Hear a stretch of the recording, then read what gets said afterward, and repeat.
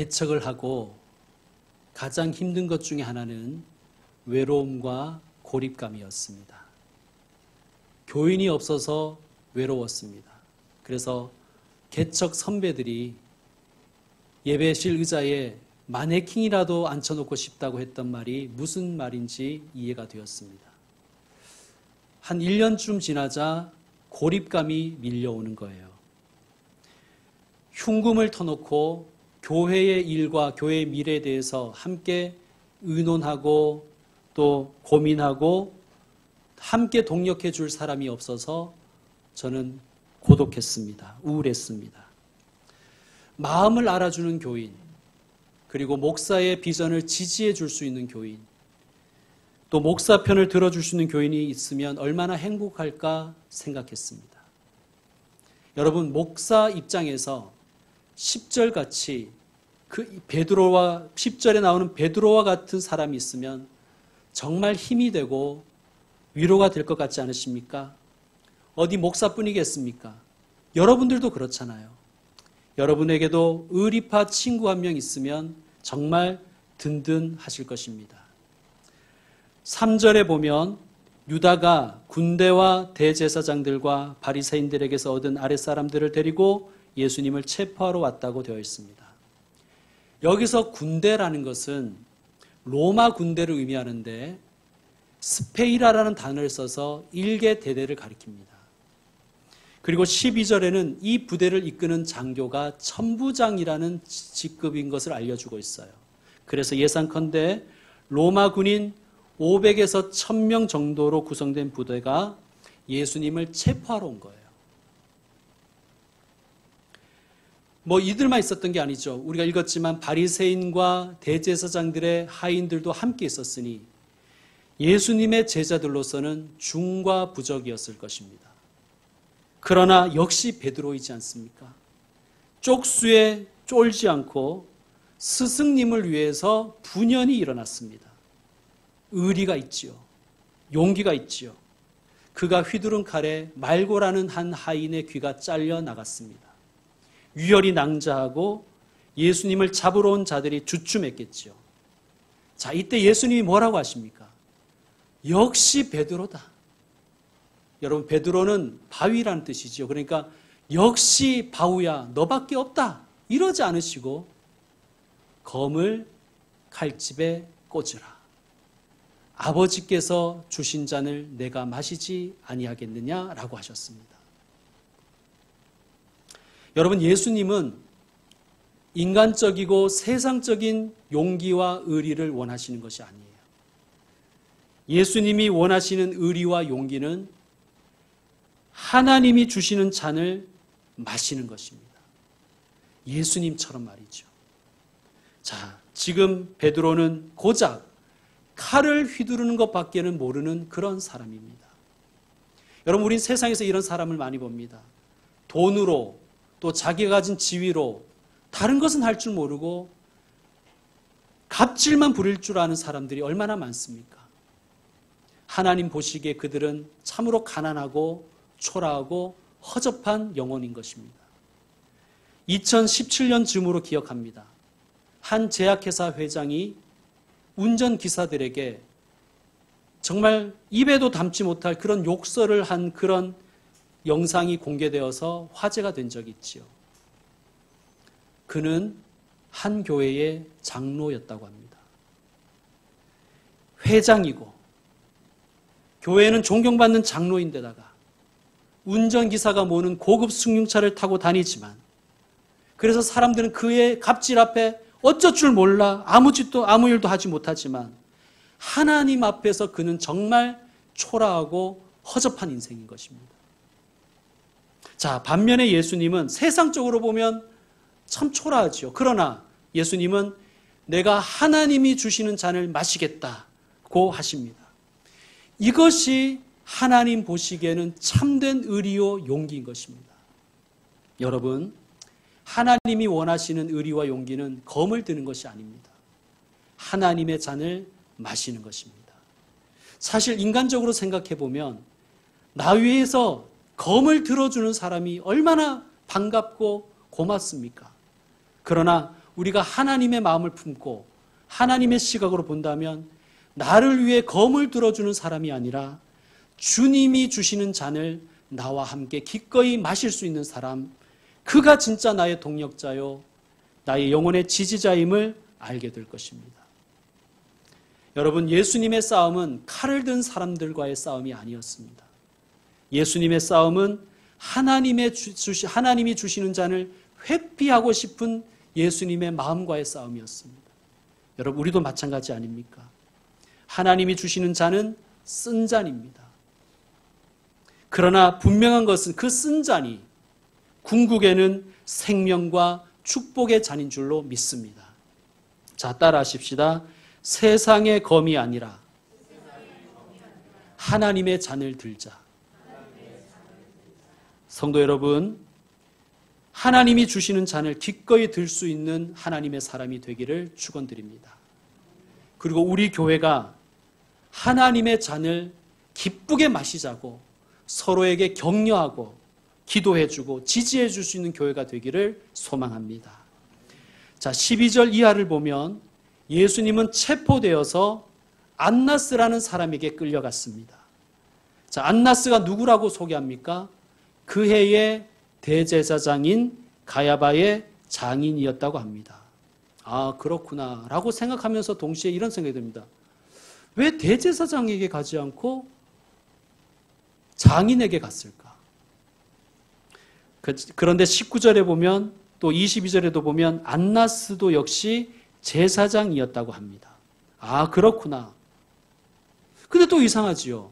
여러분, 우리가 알기로 제사장은 당대의 한 명이고 그 대제사장은 종신직이고 돌아가시면 아들이 대물림한다는 거, 우리가 그것이 율법이라는 것 알고 있지 않습니까? 그런데 대제사장이 2명이에요. 자, 여기에는 유대의 아프고 뒤틀린 역사가 그 배경에 있습니다. BC 600년경에 유다가 바벨론이라는 나라에게 멸망을 당했습니다.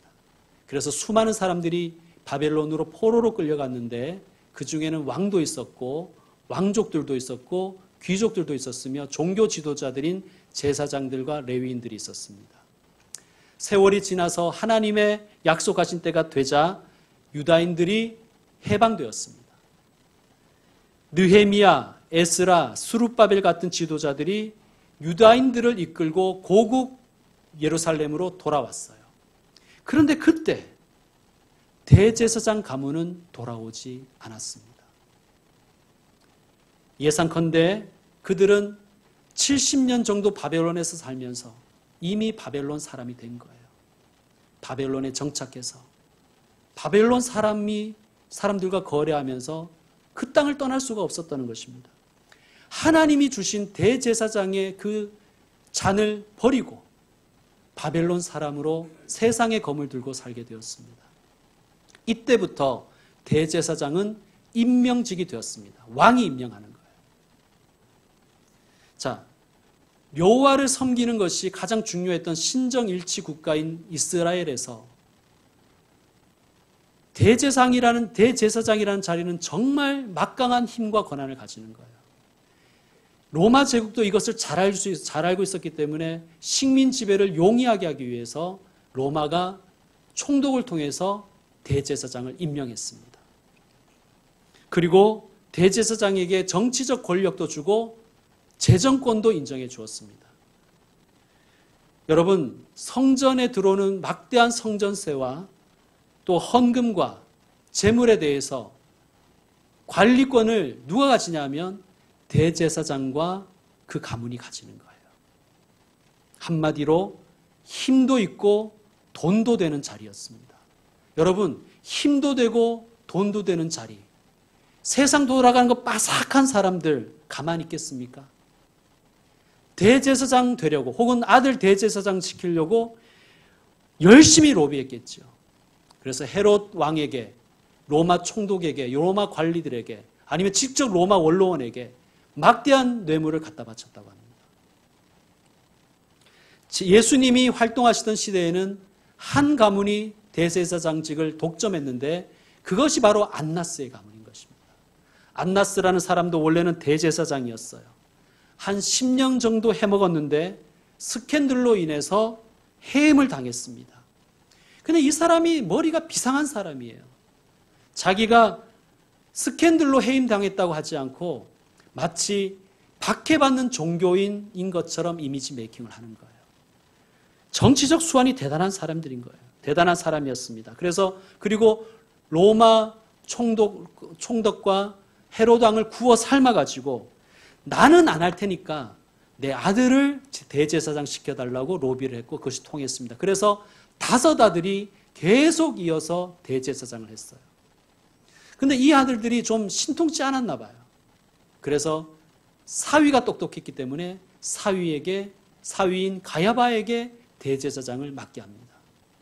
이 가문이 30년 이상 해먹었습니다. 여러분, 얼마나 불법한 일입니까? 이들은 불법한 대제사장들이에요. 자, 이런 사람들에게 예수님이 지금 심판을 받고 있는 거예요. 신문을 받고 있는 거예요. 유대의 재판은 밤에는 열릴 수가 없습니다. 해가 지면 재판이 열릴 수가 없어요. 그런데 예수님이 받은 재판은 밤에 열렸습니다. 그러니까 그 재판 자체가 불법이었다는 거예요. 또 유대는 특별히 검사가 없어요. 증인 2-3명이 고발해서 검사 역할을 하는 것입니다. 그러니까 증인 2-3사람이 있어야 재판이 성립되는데 증인도 없이 재판을 하였습니다. 불법이지요. 그리고 22절에 보면 예수님 곁에 서 있던 안나스의 아랫사람 하나가 손으로 예수님을 치면서 왜 대제사장을 모욕하느냐고 합니다. 여기서 어디를 쳤는지 학자들이 연구해 보니 얼굴을 쳤고 특별히 한 부위를 말하면 입을 쳤다고 되어 있습니다. 여러분, 재판받는 사람을 재판장의 허락 없이 공격하는 것, 그 자체가 불법인 것입니다. 이 불법적인 장소에서, 불법적인 시간에, 그것도 불법 재판을 예수님은 받으신 거예요. 그것도 가짜 대제사장이, 진짜 대제사장이신 예수님을 신문하였습니다. 여러분, 세상이 정말 악하지요. 아까 하집사님 기도하신 대로 세상은 정말 악한 거예요. 그래서 우리는 어떻게 이렇게까지 악할 수 있나 그렇게 생각을 할 때가 많습니다. 그래서 많은 선량한 사람들이, 하나님의 사람들이 이런 세상을 보며 절망하고 분노하지요. 여러분, 그런데요, 우리 하나님의 백성은 이런 악인들을 볼 때 이 악인들은 하나님의 심판을 위해서 불쏘시개로 쓰임받고 있다는 것을 알아야 돼요. 그러니까 악한 자가 득세한 세상, 진짜가 가짜에게 고난받는 세상을 보며 너무 분노하지 마시고 열심히 쓰임받는 중이구나 라고 생각하시길 바랍니다. 우리 교회가 처음 개척했던 상가의 건물주도 정말 악한 사람이었어요. 저는 그렇게 악한 사람 처음 만나봤습니다. 어떻게 세상에서 저렇게 악할 수 있나 싶었습니다. 처음 계약할 때 보증금 5천에 월세 200만 원에 계약했습니다. 인테리어 기간은 3개월로 했고요. 인테리어 기간이란 게 뭐냐 하면 인테리어 하면 돈이 많이 들잖아요. 그리고 빈 건물에 인테리어를 해놓으면 건물의 가치가 상승해요. 그것을 인정해서 두 당사자가 인테리어 기간을 설정할 수 있어요. 3개월을 월세를 면제받는 것입니다. 그런데 한 달이 딱 지나니까 바로 월세를 내라고 하더라고요. 논리도 없어요. 싫으면 나가라는 거예요. 여러분, 어쩝니까? 교회와 목사가 방법이 있습니까? 목사 혼자 상대하기는 정말 악한 사람이었어요. 그리고 어차피 인테리어도 다 했잖아요. 이제 그때 학원도 같이 했는데 학원에 애들 좀 모이려고 하는 그때였어요. 어떻게 나갑니까? 월세를 내야죠. 또 한 달이 딱 지나니까 월세 20만 원을 더 내라는 거예요. 부가가치세를 내라는 것입니다. 아니, 분명히 200만 원 안에 부가가치세 포함되기로 했지 않느냐. 그러니까 그런 말 하지 말고 그냥 내라는 거예요. 무조건 내라는, 그냥 논리가 없어요. 그냥 내라는 거예요. 내기 싫으면 나가라는 거예요. 교회를 우습게 보고 특별히 개척교회를 우습게 보는 것이죠. 계약 2년이 딱 되자 갑자기 450만 원을 내라는 거예요. 말이 되냐 따졌지만 무조건 그렇게 하라는 것입니다. 우리 교단에 고문 변호사들이 있어요. 그 중에 한 분을 소개받아서 제가 상담을 했습니다. 아니, 상가 임대차 보호법이라는 것이 있지 않느냐, 올리려고 해도 리미트가 있지 않느냐, 그렇게 물었더니 변호사왈 2억까지만 보호가 된다는 거예요. 월세 200은 보증금은 2억으로 환산한다는 거예요. 그러니까 우리가 2억 5천에 살고 있는, 이거를 그 사람이 잘 알고 그렇게 하는 거예요. 그리고 설사 보호를 받는 대상이라 할지라도 그 건물주가 난 올려받을 테니까 싫으면 나가라고 하면 나갈 수밖에 없다는 거예요. 이거 법원에 가져가도 법원의 판사는 3개월 정도 유예기한을 줄 테니까 알아보시오, 그렇게 조정해 준다는 거예요. 그러니까 어차피 건물주가 이긴다는 거예요. 그래서 그 변호사 말이 그냥 좋게 잘 사정해서 그냥 좀 낮춰서 그렇게 있으라고, 그렇게 조언 아닌 조언을 해주더라고요. 여러분, 어쩔 수 없었습니다. 사정해서 월세 350에 1년만 계약했습니다. 그리고 하나님께 기도하면서 이 땅 사고 건물 지은 거예요. 여러분, 저는요, 그 사람이 고마워요. 그 사람이 그렇게 악하지 않았으면 저는 상가에서 안 나왔을 거예요. 제가 건축하다가 정말 죽을 뻔했거든요. 그 주인이 너무 착하고, 아유, 교회가 힘드는데 뭐 이번 달은 월세 깎아줄게요, 뭐 이렇게 했으면 저는 안 나왔겠죠. 너무너무 악하니까 제가 이를 부득부득 깔면서 기도했습니다. 하나님, 교회의 교회의 주인이 2명인 것 같습니다. 교회의 주인은 하나님만이셔야 되는데 왜 우리 교회에는 주인이 1명 더 있는 것 같습니까? 하나님께 기도했습니다. 여러분, 그리고 이 땅은요, 이 땅도 그 사람이 소개시켜줬어요. 그 사람은 제가 살 거라고는 생각도 못 했대요. 그냥 농담 삼아 했대요. 농담 삼아. 그냥 약간 놀리려고. 근데 우리가 사버렸잖아요. 여러분, 악한 사람들 보면서, 야, 저 인간은 사고 구조가 왜 저럴까? 너무 지나치게 분노하지 마십시오. 건강에 해롭습니다. 아, 열심히 쓰임받는 중이구나, 그렇게 생각하시기 바랍니다. 따라하십시다. 열심히 쓰임받는 중이구나. 하나님이 하십니다.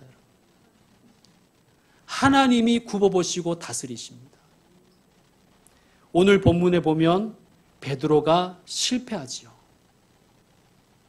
한 여종이 베드로에게 물었습니다. 17절, 너도 이 사람의 제자 중 하나가 아니냐?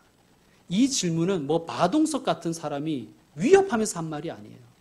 헬라어 원어를 보면 이 질문은 부정적인 대답을 기대하며 던지는 질문입니다. 설마 예수 제자는 아니지요? 아니겠지요? 이런 뜻이에요. 이 말을 듣고 베드로는 반사적으로 대답하지요.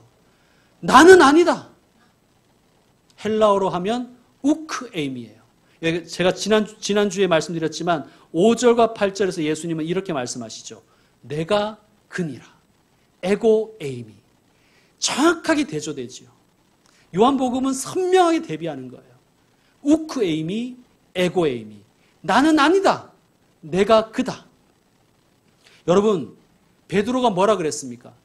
예수님, 다른 사람은 몰라도 저는 주를 위하여 제 목숨을 버리겠습니다 라고 했던 결기는 다 어디로 갔습니까? 칼을 휘둘러서 말고라는 사람의 귀를 잘라버렸던 그 호기는 다 어디로 갔습니까? 여러분, 베드로가 왜 이렇게 되었을까요? 여러 이유를 갖다 댈 수가 있지만 저는 오늘 본문에서 찾아보고 싶습니다. 여러분, 18절 말씀 읽어주세요. 시작.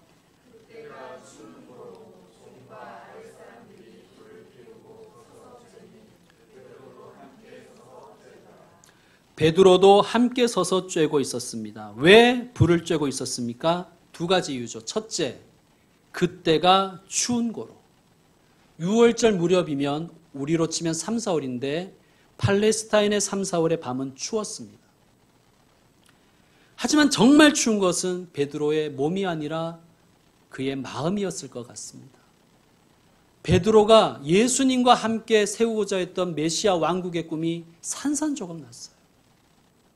이제 앞으로 뭐 해 먹고 살아야 되나 막막합니다. 이제 나 뭐 해야 되나. 또 하나는 여기에 있는 함께라는 단어인 것 같아요. 그냥 나도 여기에서 불 쬐고 있는 사람들처럼 그들과 함께 묻혀서 살고 싶다. 그것이 아니었을까요? 나는 아니다. 나 이제 예수님 제자 안 할래. 나는 아니다. 나 이제 헌신자 안 할래. 나도 그냥 세상 사람하고 똑같이, 나도 저 사람하고 똑같이 그냥 살고 싶다. 그는 예수님을 부인했지요. 몇 번 부인했습니까? 3번 부인했습니다. 마지막 3번째 예수님을 부인하는 순간 27절은 이렇게 말씀합니다. 곧 닭이 울었습니다. 곧이라는 부사가 참 공교롭습니다. 이 곧을 굳이 해석하면 마치 기다렸다는 뜻이가 되겠죠. 예수님을 부인하는 그 자리에서 마치 기다렸다는 듯이, 마치 자명종이 울리듯이 닭이 웁니다. 마태복음을 보면 베드로가 닭 울음 소리를 듣고 주의 말씀이 생각나서 나가서 통곡했다고 되어 있죠. 예수님의 어떤 말씀이 기억났을까요? 오늘 닭 울기 전에 네가 나를 3번 부인하리라. 닭 울음 소리를 듣자마자 그는 예수님의 말씀이 생각난 거예요. 자, 이 소리는 베드로가 다시 일어설 때까지, 예수님 제자로 다시 회복될 때까지 그의 귀에 계속 울렸을 것입니다. 사랑하는 성도 여러분, 우리도 실족할 때가 많지요. 신앙생활 잘 되지 않고 하는 일마다 안 돼서 신앙심이 무너져 버릴 때가 있습니다. 나 이제 예수 안 믿을래. 나는 아니야. 나는 이제 예수님 제자 아니야. 나 이제는 성도 아니야. 나도 그냥 세상 사람하고 똑같이 살겠어. 고통스러워하며 신앙에 방황할 때 택한 백성에게는 하나님이 반드시 자명종처럼 닭의 울음소리를 들려주실 것입니다. 말씀을 통해서도 들릴 것이고, 예상치 못한 사건을 통해서도 들릴 것이고, 전혀 기대하지 못한 사람을 통해서도 들릴 것입니다. 그 자명종 소리는 이렇게 예수님이 묻는 것 같습니다. 너는 누구냐? 그리고 나는 누구냐? 너와 나는 어떤 관계냐? 그리고 세상도 우리에게 물을 것입니다. 너는 이제 더 이상 예수님의 제자가 아니지. 그때 나는 아니다. 나는 예수 제자 아니다. 나는 예수 믿는 사람 아니다. 우쿠 에임이라고 말하지 마시고, 비록 실패하는 자리에 있어라도 예수님처럼 내가 그입니다. 에고 에임이라고 선포할 수 있는 하나님의 사람이 되기를 축원드립니다. 이제 말씀 마무리하겠습니다. 세상 검이 아니라 하나님이 주신 잔을 높이 드십시다. 불법과 불의가 가득한 세상에서도 절망하지 말고 희망 버리지 말고 하나님을 믿고 살아가십시다. 그러다가 비록 넘어질지라도 주님의 자명종 소리를 다시 듣고 다시 깨어서 일어나시는 주님의 종들이 되시기를 축원드립니다. 기도하겠습니다.